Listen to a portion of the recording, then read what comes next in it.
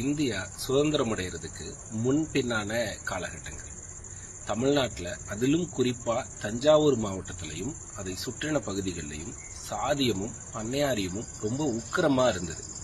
பண்ணையில வேலை செய்யற விவசாய கூலிகள் கிட்டத்தட்ட பண்ணையார்களோட அடிமைகளாவே கருதப்பட்டாங்க. அவங்க ஏதாவது எதிர்த்து குரல் கொடுத்தாங்கன்னா சவுக்கடியும் சாணிப்பாலும் கொடுக்கப்பட்டது. அங்க இருக்கிற பெண்கள் தங்களோட குழந்தைகளுக்கு வரப்புல ஏறி பால் கொடுக்க முடியாத ஒரு சூழல். மேலும் அந்த பெண்கள் முதல் உரிமை பண்ணையாருக்கு தான் அப்படின்னு இருந்த ஒரு காலகட்டம். அப்போ இத்தனை கொடுமைகளுக்கும் எதிராக அந்த மக்களோட கூட நின்று போராடினது கம்யூனிஸ்டுகள்.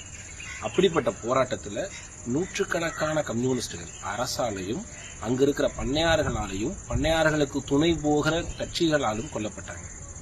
அப்படி கொல்லப்பட்டதுல ஒரு 37 கம்யூனிஸ்டுகள் பத்தின குறிப்புகள் அடங்கின புத்தகம் தான் தஞ்சை மாவட்டத்தில் ரத்தம் சிந்திய கம்யூனிஸ்டுகள்.